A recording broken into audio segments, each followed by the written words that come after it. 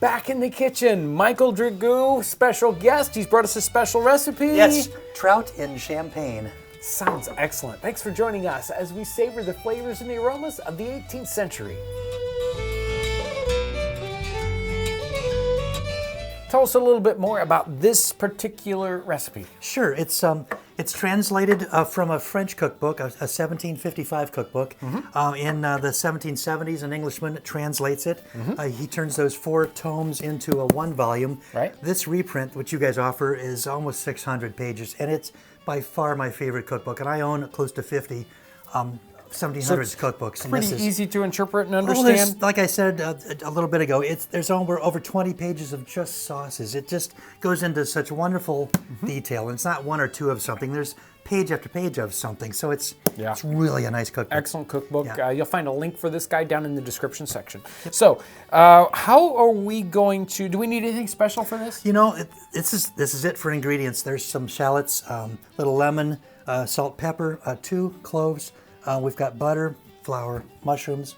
We got champagne, trout. obviously. Yeah, not as much as we started with, but we need to refresh that, I think. And some broth. It just says a broth, so I've used a chicken broth. What kind of trout are we using here? This is an ocean trout. Okay. And this recipe is really reduced because they're talking about an entire trout. And those 2 fillets would be good size, so we're just reducing these.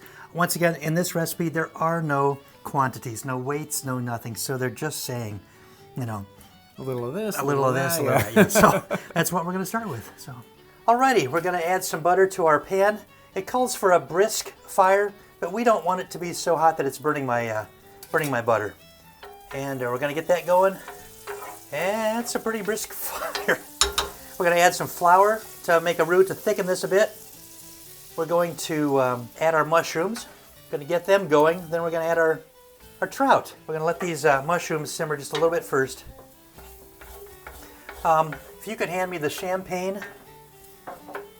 There we go. We're just gonna, once again, we're really reducing this recipe, so I'm guessing as to how much.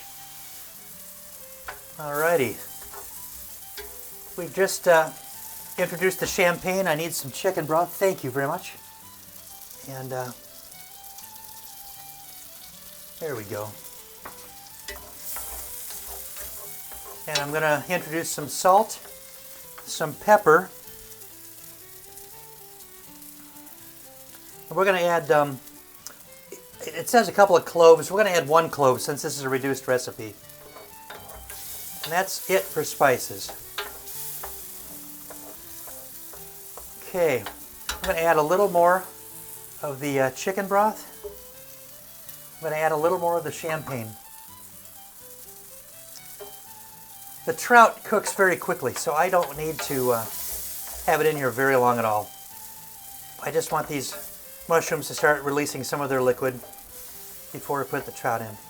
I've never cooked any seafood in champagne before, and it has a different flavor than the red or the white wines I've used previously. This is going to be interesting. I'm going to add some shallots. So again, it doesn't say how many. I'm just going to get them in here. I'm going to squeeze a little lemon.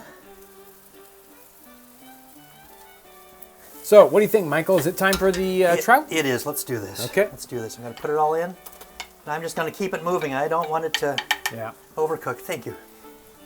I don't want it to overcook. The colors in this are pretty too. This is a great little dish. I'm going to taste this very quickly.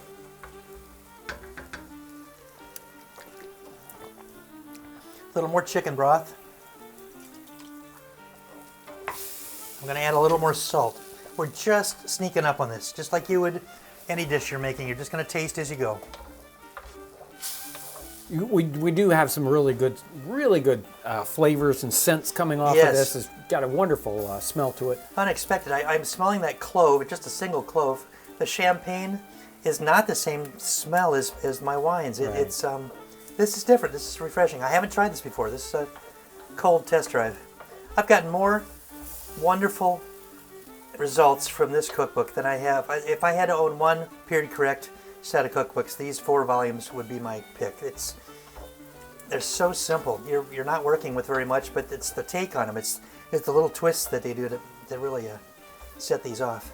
What do you think, Michael? It looks pretty good. Is it done? It is done. We are ready to take it off. Okay.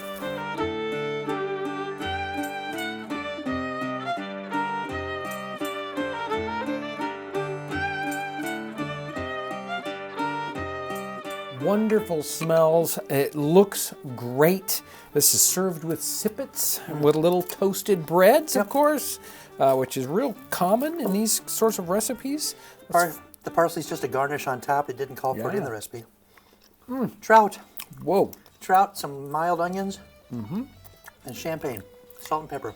Yeah. That's it. There's nothing else in here. That's good. I'm not a fish fan, and that's very good. That's very good. It's mild.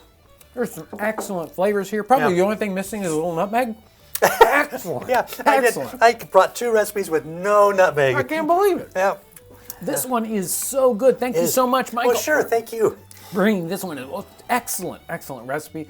If you're interested in this cookbook, The Professed Cook, we'll make sure to put a link in the description section. We got lots of cookbooks on the website. So thank you for coming along today. And if you're interested in more recipes with Michael, make sure to check out this one. This is a good one.